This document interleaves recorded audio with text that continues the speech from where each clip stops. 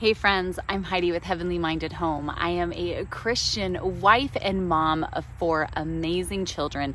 We have been homeschooling for about a dozen years now, just graduated our oldest child, and starting off the homeschool year here with our youngest officially starting school. These are the top 5 things I wish I would have known before I started homeschooling.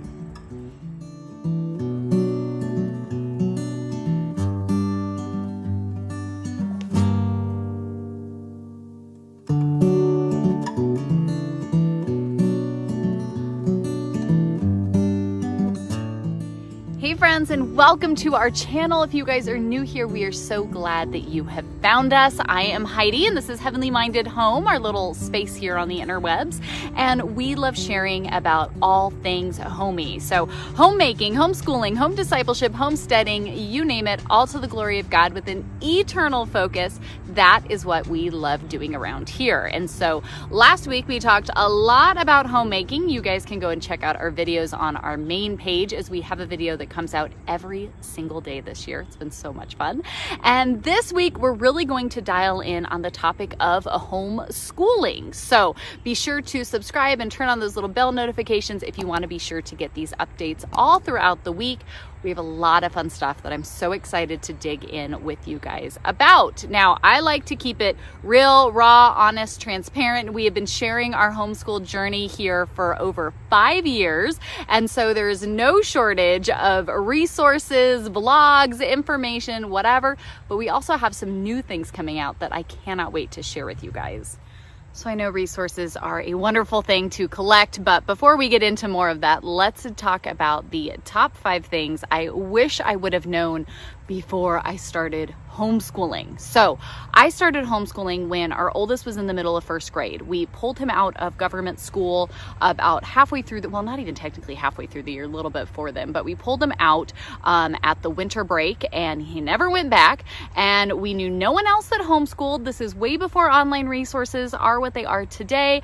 I really didn't know what I was doing, and we kind of just figured it out as we went. But he did just graduate this year, and now I have the 3 girls who have been homeschooled their whole lives to dive in with this year. And so throughout the past, nearly dozen years of homeschooling, these things really stand out to me the most, that if I could go back to me all those years ago and give myself these little nuggets of information, oh wow, that would have made a big difference. And so that's why I'm going to share that here with you today. And that's why you have that share button down there. So for all of your homeschool friends and other mamas that you want to send this over to them and be like, it's okay, we found help, like we're going to get through this, we're here for one another and we can do it and give God the glory through it all. You guys send them this video, because that is what we are here to do. The first thing that I could have saved myself a lot of heartache and struggle with would be to understand that homeschool does not mean school at home.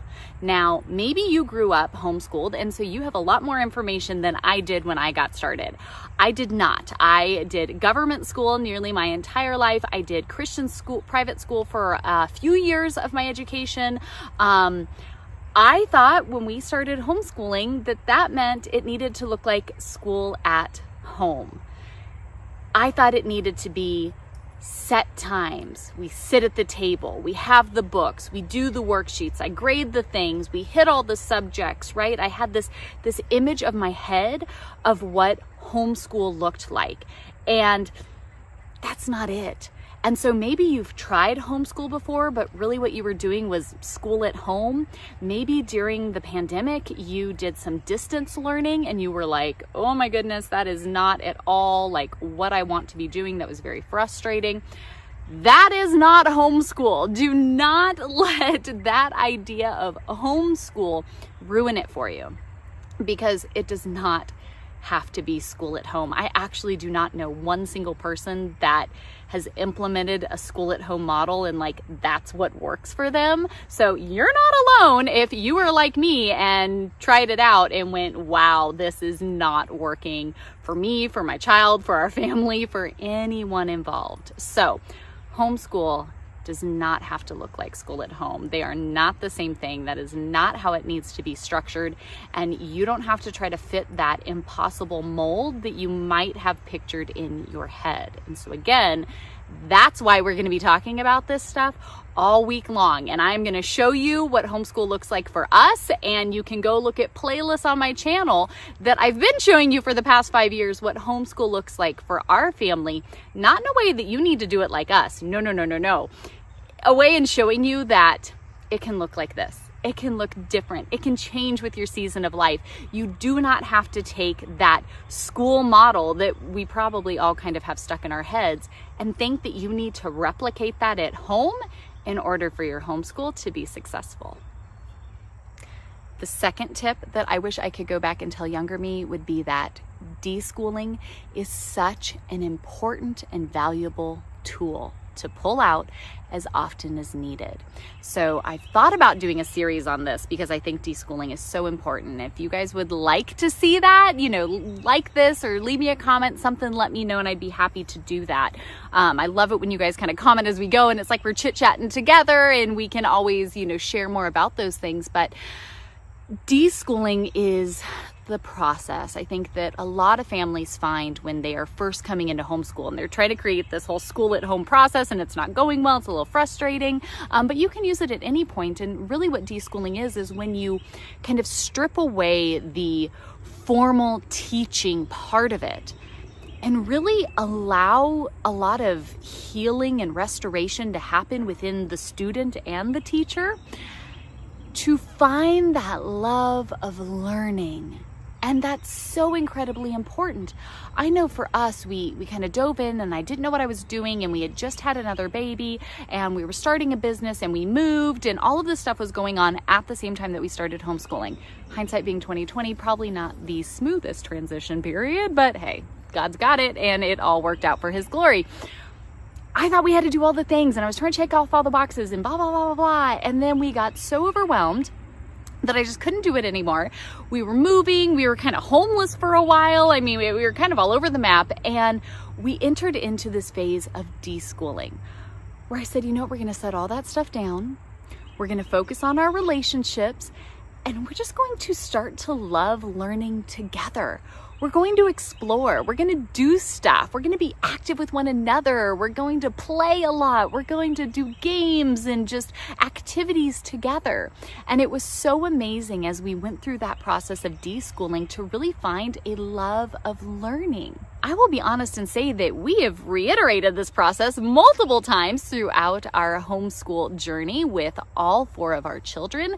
And it really is kind of that foundation that led us to this place of unschooling, which I love so much. And we can totally talk about if you guys have questions or any other unschoolers out there that totally get it. But it was so huge. It was so important. And I will share that I did a podcast with my mom, who has been a teacher for decades. And she actually even brought up that she thought it was kind of weird when we first were doing all of that. And she was like, I don't really get what you're doing. Please do not screw up my grandchildren. But now she even credits that to such an impactful move that we made in our homeschool journey that we still see the rewards of with our children today. I want to pause really quick and invite you to come and join a freebie that I have put together for you that I truly hope it just sets you up for a great homeschool year. Down below, I have a link for my Back to Homeschool Basics. It is really my guide and checklist that I go through now our 15th year of homeschooling to make sure that we are setting ourselves up for just a great and God-honoring year. So if you would like to get that resource, it is linked down below. Of course, we have new videos and all kinds of fun things coming out as we continue to encourage and equip you to live out this calling, train up your children in the ways of the Lord, and truly enjoy your time doing so. Check out the link down in the description, and let's get back to the video. Third point that I really wish I could go back and tell my younger self that I really wish I would have understood before I started homeschooling would be that my educational philosophy is valuable. It is important. And so maybe you've never really thought about that. What is my educational philosophy? I know there's many great kind of schools of thought when it comes to homeschooling out there, and there's wonderful things that we can learn from Charlotte Mason, from, kind of that classical approach to education, from, all these different things. They're so wonderful, and there's so many great things, but there's still a value in understanding what your personal philosophy on education is for your family. And understanding that as Christians with a biblical worldview and what that means in a heavenly minded, eternal sense, that causes so much clarity within your homeschool, yes, but also within your family, within your marriage. And so discussing that, coming up with that philosophy and understanding that, for us, it was really important to be able to reconcile these things scripturally and to know what our parameters were, what our goals were, where were we headed, what was okay and what wasn't okay. These things were paramount to helping our family really structure a homeschool that could thrive, that could really work for us and our children. So if you guys would like to hear what our personal educational philosophy is, leave me a comment down below and let me know, because I would be happy to share it with you guys if that can be a help to at least see what somebody else came up with in thinking about that. But I would definitely say that before you get homeschooling, or even if you've been doing it for a while, but you're still somehow, kind of, what are we going to be doing this year? I haven't really thought about this before. Regardless of how long you have or haven't been homeschooling, I highly recommend hitting pause, taking it to prayer, and really thinking through what your educational philosophy is for your homeschool and your family. The fourth thing that I absolutely wish I would have understood at the very beginning before we got started homeschooling, don't mind the cute puppies rolling around behind me, was that relationship bonding trumps curriculum and plans every single time. I would buy curriculums, I would lay out all the plans, I would do all of the things, and so often we would get going into it and something wasn't working, something wasn't right, and for whatever reasons that might have been. But something that I really learned is that if my focus became our relationships and the bonding between siblings, between parents and children, between my children and their walk with the Lord, between all of these different areas, that has given us far more fruit than anything else. And when I focused on those as the priority, the curriculum and the planning and the activities and the learning, all of that fell into place. But for so long, I was far more focused on having the right homeschool plans, having the right homeschool curriculum, having the right homeschool whatever, when really what I should have focused on was building up strong relationships, having strong relationships with my children having strong relationships with their siblings, strong relationships with dad, with the Lord, with, in all the different dynamics of life. That was far more important. And the more that got refined and improved, honestly, everything else just kind of falls together and it just works. It just does a great job. And that's part of why I'm so passionate about sharing about these things, because that was such a huge light bulb moment of, why did I do this backwards for so long? Curriculum's great. There's many great resources. Absolutely. Amen. But relationship bonding should come first. Friends, my fifth and final tip that I would love to give everyone before they start homeschooling, things I wish I would have known. Why didn't I know this sooner? Friends, they're gonna be okay. They are. Because nobody knows what your child needs more than you. Wanna know why? I can say this with absolute certainty. Because God gave these kids to you. He entrusted them to you. He knows that you are what will be used to disciple them, to train them up in His ways and His truth. And nobody cares about them more than you. And I know I'm repeating myself here, but I just really want that to sink in, because I think sometimes we get into these times where we're like, I'm ruining my kids. I'm goofing them up. Am I picking the right thing? Are we doing enough? Are we doing not enough? Is this the right curriculum? What about this? Do they have enough socialization? Do they have enough academic? Do they have enough? What about college? What about, we start doing all of the things. And I really think that's the enemy coming in and stealing our joy, because God does not give us the spirit of fear, the spirit of worry and anxiety and I don't know, am I doing the right thing? This unsurety. He gave them to you, and they're going to be okay. Does that mean you're going to get everything perfect? No, you're not, because I know I sure as heck haven't figured out the perfect solution to parenting and education, but I know that I care about my children more than anyone else. Me and their dad are their number one supporters, and we know that I can look scripturally at what's important and what matters. And so when I am refined by the Spirit and I prioritize those things in my life and in my role as their lead educator, it's all gonna work out okay. And God's writing their testimony a day at a time, just like He's writing ours. And so when we pursue Him above all, we pour in the ways that we feel are the ways we should be, it all works out. And I spent so long being so worried about, am I doing enough? Am I not doing enough? This feels like it works for our family, but it doesn't measure up to this person over here. And then I watch people and their stuff looks like that. And I'm like, wow, I don't do all of that. Am I doing it all wrong? Our table doesn't look like an Instagram worthy post every morning. Like, we don't even have watercolors in the house. What are we doing? And so you have all those little voices that creep in and you're like, I'm doing it wrong.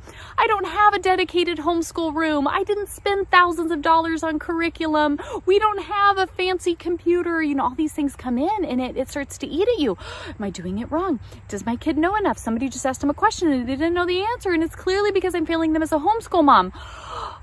Friend, we're just going to stop that right now, because that is not at all true. You've got this. And you keep doing the best that you can each and every day and trust in the Lord for the rest. And I can confidently say this now that I have officially graduated my oldest child, and I am so excited for what the Lord has next in his life. I could not be more proud of that child. And it definitely gives me this sense of renewed hope going into a year now with just the girls in my homeschool of, we've got this. Every child is different. We got to work with what we got and go through all the moves again, but it's going to be okay. So friends, those would be the top 5 things I desperately wish I would have known before I started homeschooling, because that would have saved me a world of heartache, struggle, anxiety, home issues, unused curriculum, you name it, it would have made a big difference. And so it is my prayer here today that these things can be a help for you. If you guys found value in this, if you found encouragement in this, and you guys wouldn't mind leaving me a thumbs up or subscribing, leave me a comment down below so that we can be lifting one another up in prayer as we all are striving to do the best for our families and for our kiddos. Otherwise, I am going to go walk these puppies and get back with my kiddos. And if you guys want a little more to watch on the subject of homeschooling, right here's a playlist for you with lots and lots of things you can go and check out. Otherwise, I will see you all right back here tomorrow. Bye, friends.